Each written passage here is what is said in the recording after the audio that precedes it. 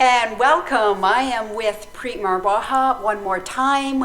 I've asked him to share a little bit about what I think is some of the really fun, exciting, and inspiring work that he's doing with kids and with schools. Because, Preet, I think you and I agree, kids are so precious and they're going to be our leaders. They're already our leaders in some ways. And so would you just share a little bit about what you're seeing and their response as you start bringing this really radical information, I think, to them in terms of the food they're eating and the nourishment for the body and the brain? Yeah, What are you seeing and hearing from them? Yeah, thank you. And I mean, it's awesome. You know, working with kids, I tell you, it's so much fun.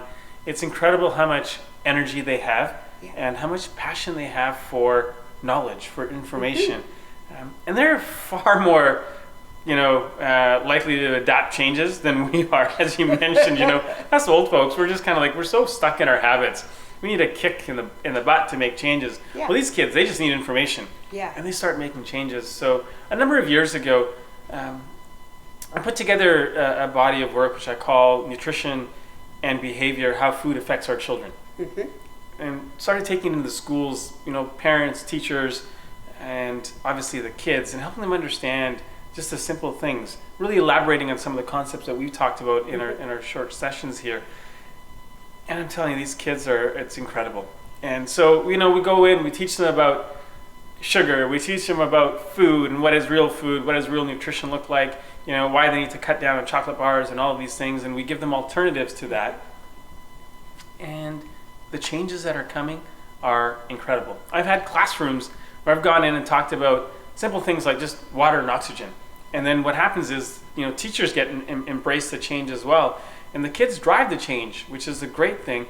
And we've got classrooms where every day, after break, after lunch, it starts with mindful breathing. Yeah.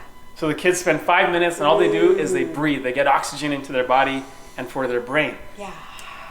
They have created policies where every student has to have a water bottle on their desk and has to drink the water throughout the day. So now they're getting water into their body. Yeah. We've got them to, I've had classrooms where the students themselves have voted on policies. We're talking grade 5, grade 6, grade 7 kids, right? Voting on their own policies. And classrooms have banned juice boxes. Yes. They've banned soda pops. They've banned chocolate bars. They've banned all of those things. So, and simply because they've got some information. Right. And then, of course, I get feedback from the teachers. And the behaviors of these kids are changing. Their grades are improving. Their relationships with themselves are changing. Simply because they're putting less junk in their body and they're getting more nutrient-dense food into their body.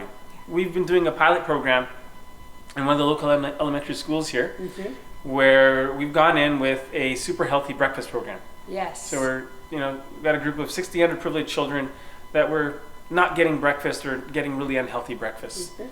So we've gone and said, let's give them just really simple, clean food. So we give them all organic food, smoothies, fruit salads, and snacks that we make. And then these kids' lives have changed. Wow. They've changed in more ways that we imagined. All of the things that we thought were going to happen, their behaviors have changed, their grades have improved, they're more attentive in class, they're more active, they're less troublesome, less behavioral issues. All of those things that have happened. Their relationships have changed with themselves, their confidence, their belief in themselves, their parents, everything is changing. And it's awesome. And part of this whole change is, for me, the most powerful thing that's happened in all this is most of these kids that are on this program now feel loved. Ah. And for me, love trumps everything. Wow. When we can create a world and an environment where children feel more loved simply because they're being nourished, that's powerful. That's going to change the way that these kids grow up. It's going to change the way they look at the world. It's going to change the way they want to show up in the world. So that's a powerful connection between the food and the way we're treating food and the way we then treat ourselves, our bodies, and each other, and building all of those links. Because nobody ever feels loved around a juice box. No. I mean, it just doesn't happen. It doesn't happen. Yeah. So it's awesome. And as you said, these are the kids that are going to change the world. Like our time, is come. We've done what we can. We've got to move on. We've got to pass the torch. And I believe, and I know you believe, that the children are the greatest asset that we have in this world. Yeah. Without them, there will be no next Steve Jobs. Yeah. There will be no next Oprah Winfrey, or Gandhi, or whatever we're looking for. There'll be no next big musician, Yeah. artist, etc. It's these children. They have to grow up and be this way. And there are lots of them.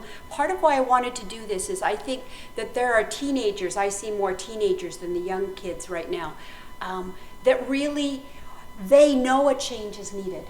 They're interested, they're becoming vegan and so on and so forth, but it's lonely. Like, I want them to hear and to know that this is what the world needs. We do need to be thinking more about what we're eating and consuming and growing and so forth, and that they're not alone. They're really going to be at the forefront. They're going to be at the vanguard, the leadership of helping us move and make some profound shifts that are needed. Yeah, absolutely. Great. Well, thank you so much. My pleasure. Thank you for loved having it. me. Thank you. And we're going to be continuing. The next part of our series is really tied into that, both breathing, the mindful breathing, but also the mindfulness. What practices can we engage in that really do fire and wire neural pathways that will serve us? How can we deepen our connection? How can we give our brain a rest and let it really be bathed in wonderful energy and chemicals that really replenish and repair it? So that's where we're going next. Hope you stay tuned.